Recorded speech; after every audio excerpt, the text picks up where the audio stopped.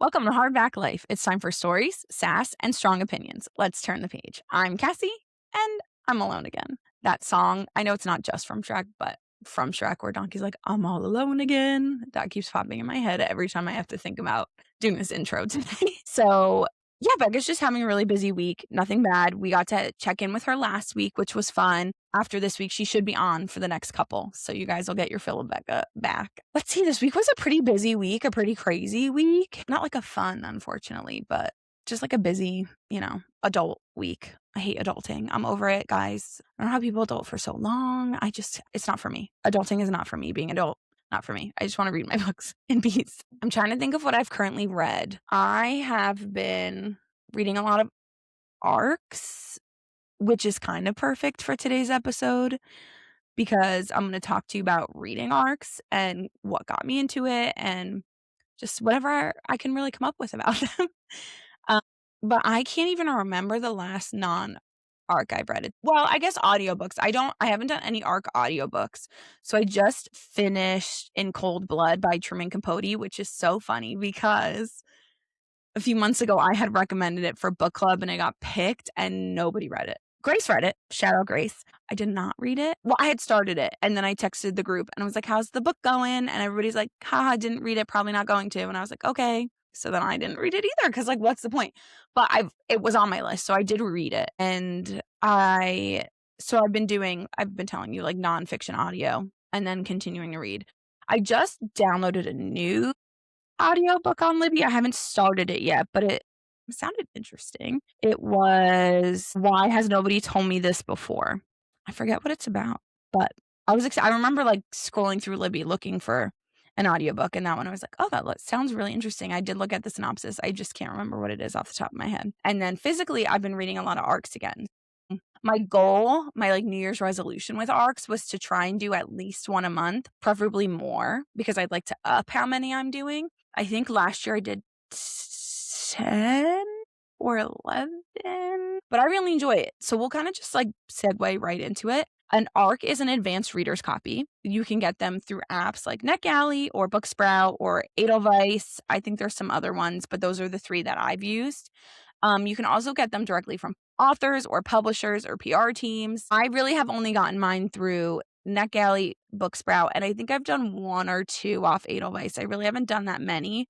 That one's like, I'm going to be really honest, the least user-friendly website out of all of them. I would say Booksprout's probably the most user-friendly. They're all on an app. And then NetGalley's not terrible. NetGalley, the website's pretty nice, but the app, you can only access your shelf. So you're only able to see books that you're reading or have read. You can't like scroll through and request any on their app. I think that would be a nice touch. NetGalley, hint, hint, or please.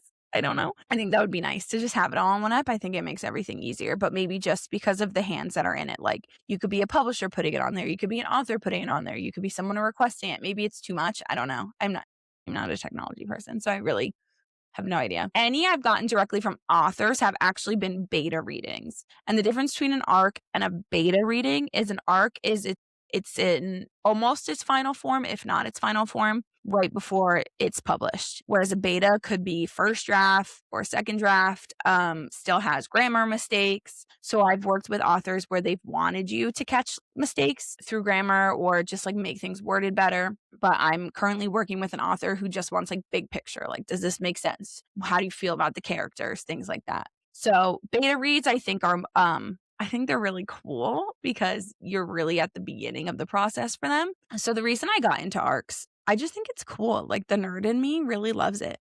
I feel like I know I'm not really part of like this person's journey and the writing process and anything behind the scenes with books, but it's kind of my dream to do that. So it kind of gets me to feel like I'm a little bit behind the scenes with these books. And I just like the nerd in me, like that is just such a dream. I love that. I love feeling like I get to help people reach their goals with writing. It's just, I don't know. I just love it. I always knew, like, I guess logically that people had to read books before they were published. You had to get reviews, all of that. But I never really knew anything about it until Becca and I started the Bookstagram and I started seeing people post ARC and advanced readers copies and all of those things. So then I did a little bit of digging and asked, obviously I checked with Becca because it's both of our accounts, how she'd feel if I started doing that. Obviously, she didn't have to do it. I just would have to post and use our name and stuff. So wanted to make sure that was okay with her. Obviously, she was fine with it. But yeah, I've just, ever since then, I've really enjoyed it. I think it's really cool. I do think, aside from getting to be in the mix of the writing process a little bit, like that's really pushing it, but I'm going to go with it. I also just think it's cool to get to read a book before it's published.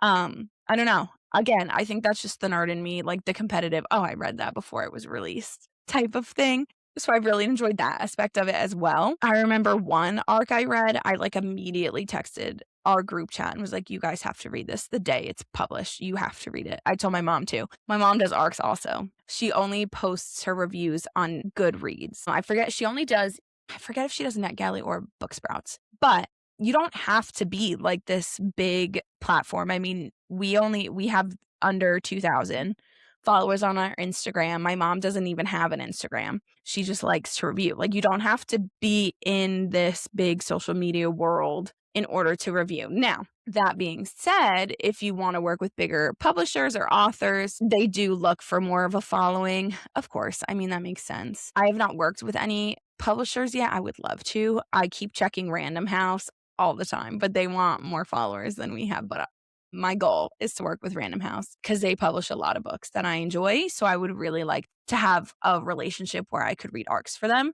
So if I post this as a short, or if you're listening, somebody from Random House, hit me up.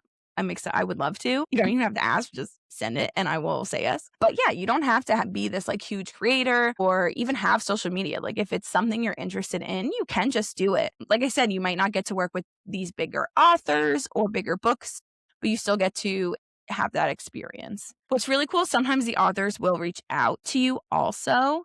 Some have reached out on NetGalley, I want to say. It took me a while to realize I could get messages on there, so I think I missed my opportunity with that one. But I have spoken to a couple on Instagram once I've posted my reviews of their books on there. So that's also really cool. Like, you could possibly have this working relationship with an author. I know I read one, and I'll talk about all the arcs I've read so far, but The Emma Effect by O'Reilly. She reached out and we mentioned like coming on the podcast. So that would be really cool too. It's a good way for Becca and I doing a podcast to work with authors. That's not why I started doing it, but it is kind of cool to be able to build contacts that way as well.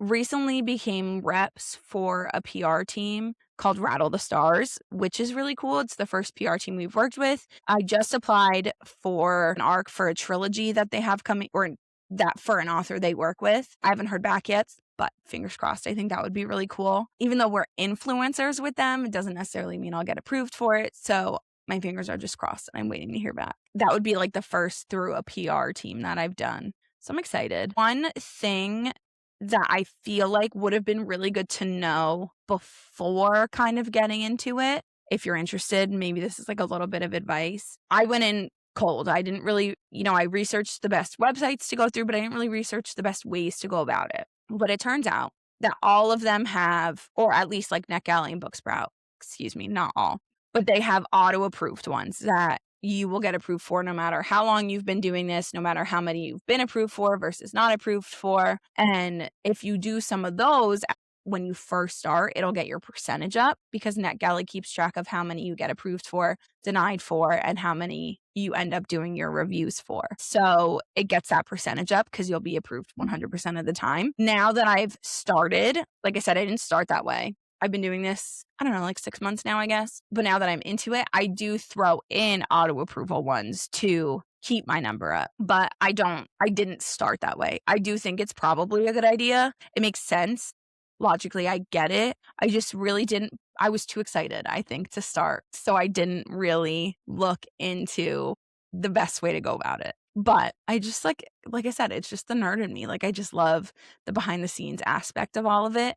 So I was really excited to get started. I applied for a couple bigger ones when I first started. I applied for a Frida McFadden one and a Nicholas Sparks co-written with M. Night Shyamalan. And I only put those in like the month before they were being published. So I never even got like a denied or approved because I think with bigger ones, it takes longer for them to decide because I'm sure they get a lot more applications for it. So it takes longer to get to decide. So like I didn't even get approved or denied for those, which happens, especially I've noticed NetGalley for some of them, really take their time, which is okay. I don't have a lot of patience, so it tends to drive me nuts, but it's okay.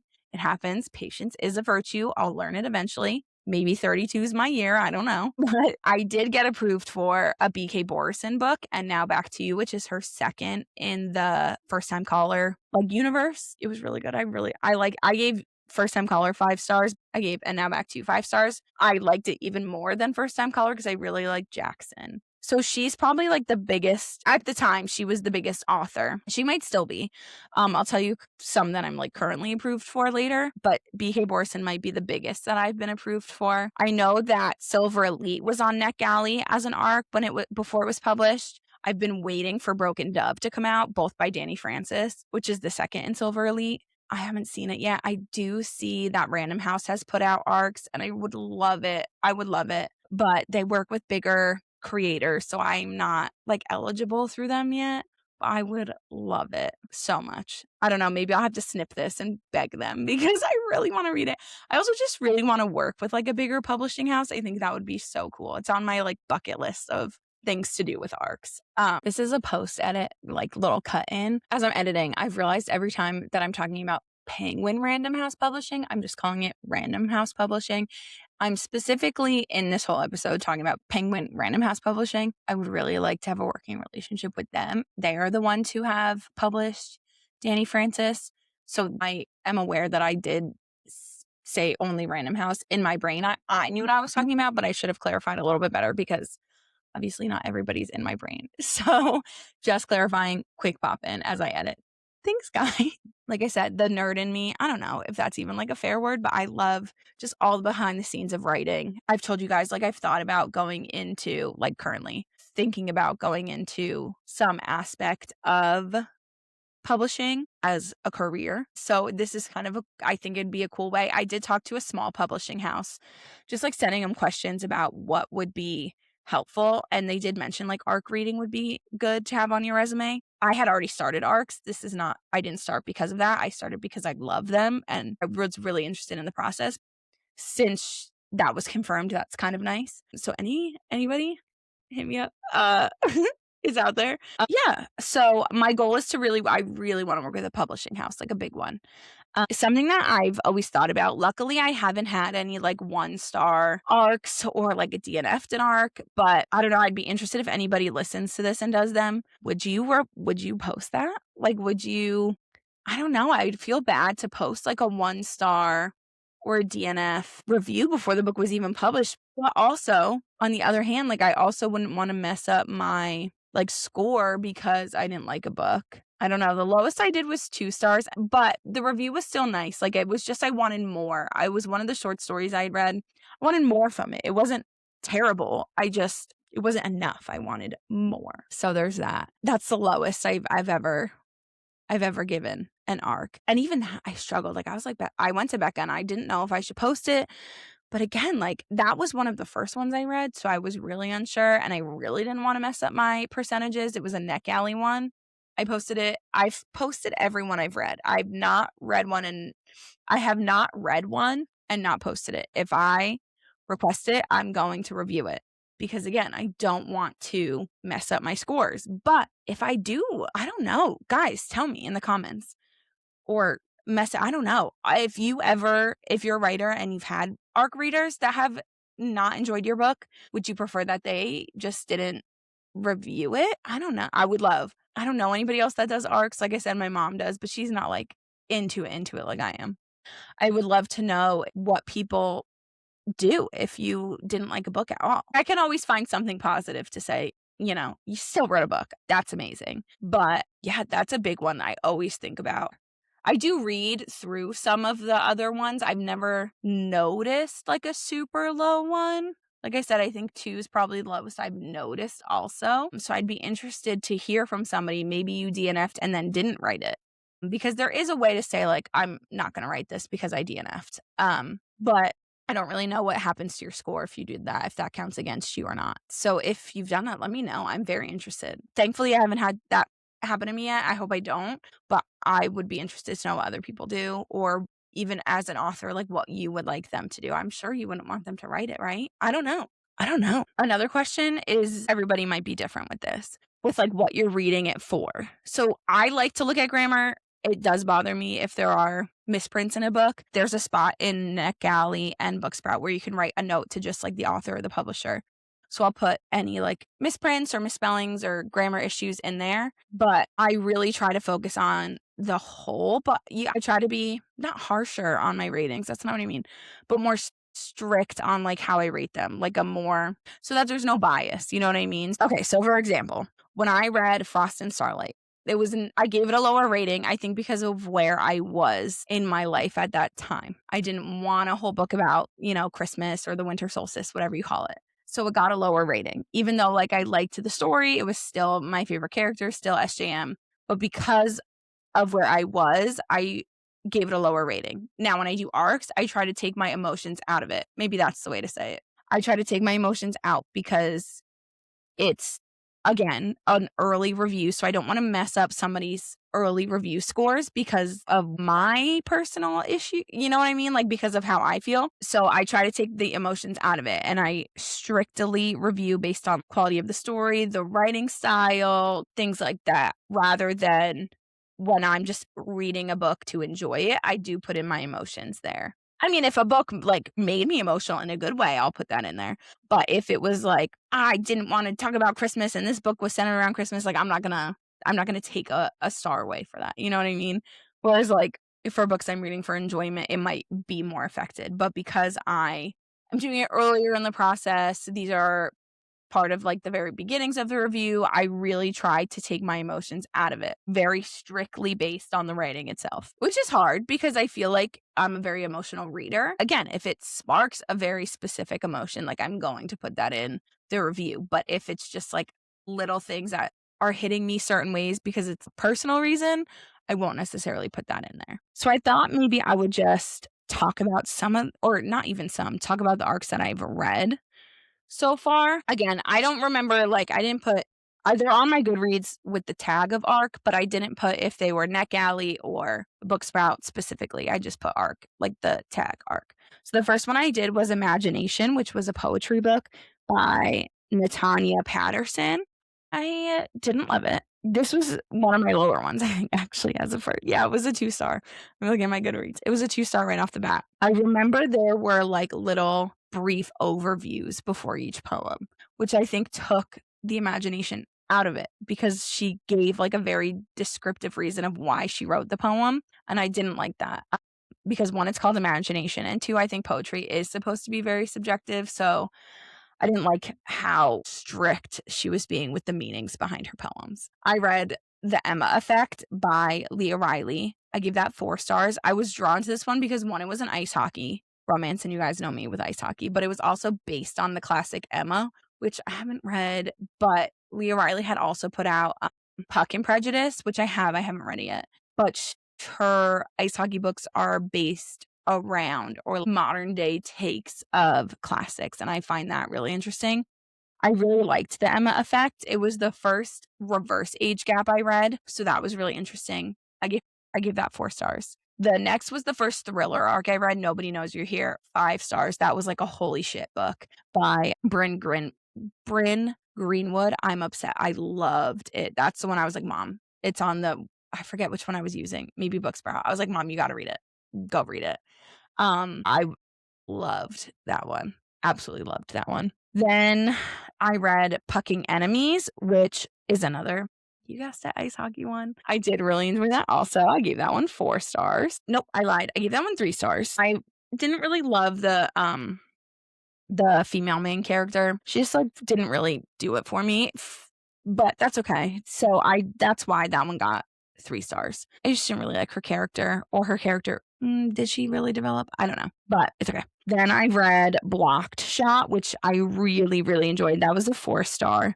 That was, again, another ice hockey romance. I do a lot of ARC ice hockey romances. It was like an older sister, brother's teammate type of romance, and I love that. So that one I really enjoyed. The next I did was my first short story for ARC, not like in general. I've read short stories before. It was Glass Wings. I did not understand. I guess I did and I didn't. The author specifically reached out to me on this one, which I thought was cool. But in my review, it was such an interesting synopsis. I'll read it to you.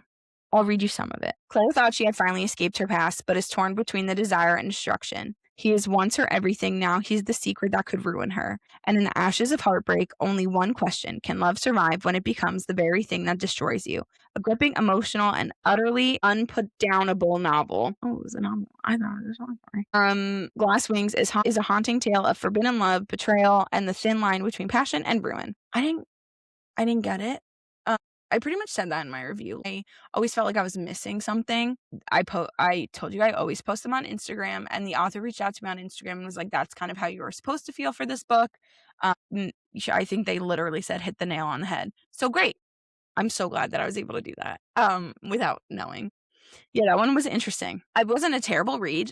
It just, like I said, I was confused. Then I did another poetry book. This was like the theater nerd in me. I don't know if I've ever mentioned this, but I was a huge theater nerd growing up. It's called Burning the Ghost Light. It's a poetry book, and it's kind of all told in like stage direction. So I really enjoyed that. I gave it 4 stars. I thought it was a really interesting concept for a poetry book. I've never seen any others like that. And like I said, the theater nerd in me like ate that shit up. I loved that. The next one was another one of my favorite arcs that I've read. It was by Bree Hayden, Call the Shots. This is one I've recommended quite a few times. I think it's honestly, arc or no arc, the first ice hockey I've given 5 stars to. They're just hard. Like, once you've read one, you've kind of read most of them, but I really liked this. I think there was a little bit more depth to the plot and the characters than other typical ice hockey romances. So that did get 5 stars. It checked like all my boxes. After that, I read another by the same author, Evan Ryan. I forgot to say their name. Evan Ryan was another short story, The Auctioned Kiss. Again, I didn't hate it. It got 3 stars. I really thought it was intriguing. I'm not going to go into like all of the details about everything, but pretty much like this person, the auction off people, she ended up bidding on somebody, and it was just weird. Like, then there was like spy shit involved. I don't know. I think it would be a really good full book. I feel like as a short story, it was a little bit rushed, but I was intrigued by all the parts. It just was rushed because it was a short story. Like, I would have enjoyed that as a full book, I think. The next was another short story, but I highly recommend. It's called Queen of the Dead. I gave it 3 stars, and as I was prepping this episode, I was trying to remember why I think it just, I was trying to remember why I gave it 3. I feel like I remember enjoying it more than 3 stars, but I really liked it.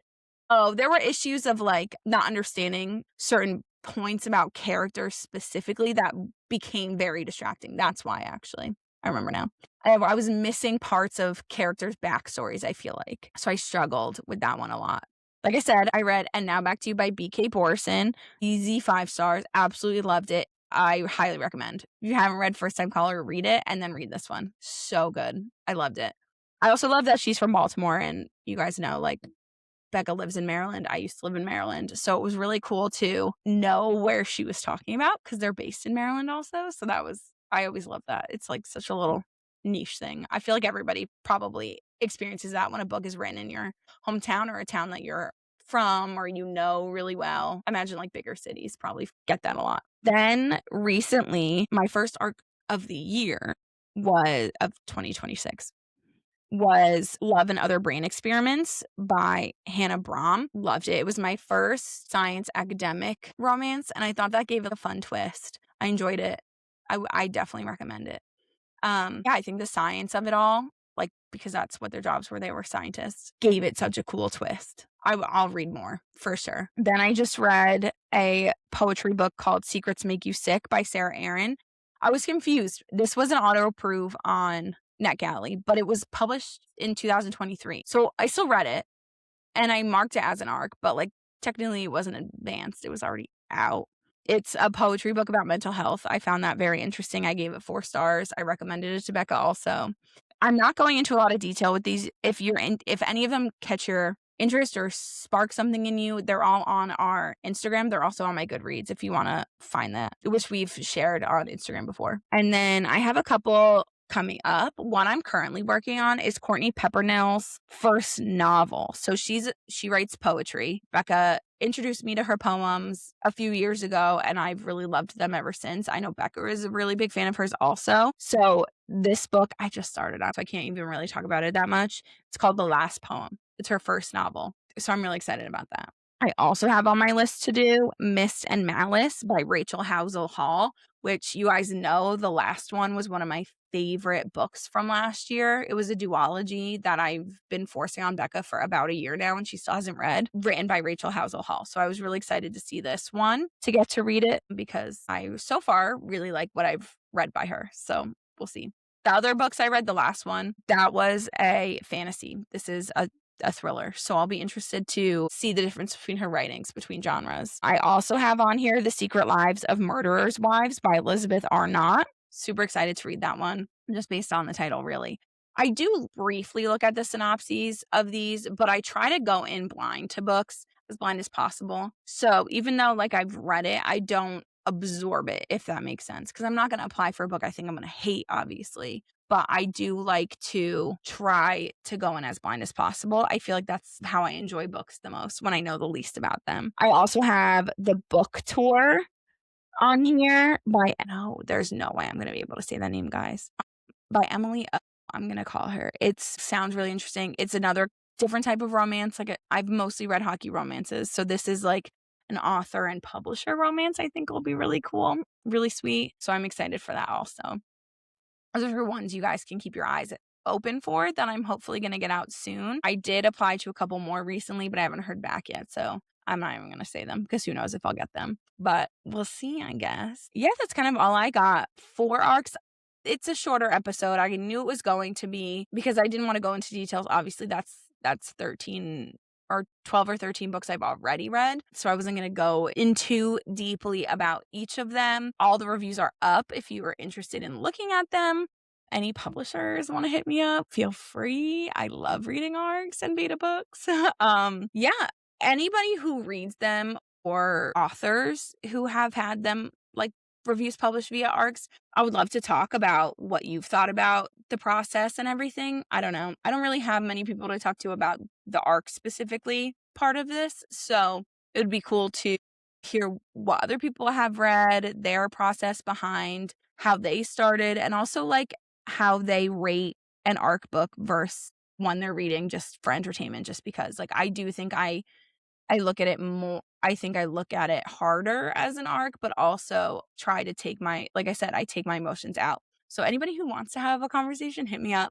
Like I said, I'm a pretty big nerd when it comes to anything book related. So I just want to talk about it all the time. Next week, Becca will be back. I'm not too sure what we'll be talking about, but at least she'll be here. If you guys don't already follow us on Instagram or TikTok, it's hardback. Well, Instagram is hardback.life, and then TikTok's just hardback life. We also have our website. It's a hardbacklife.com. Any authors or anybody you can put in requests for podcasts or questions or anything on there.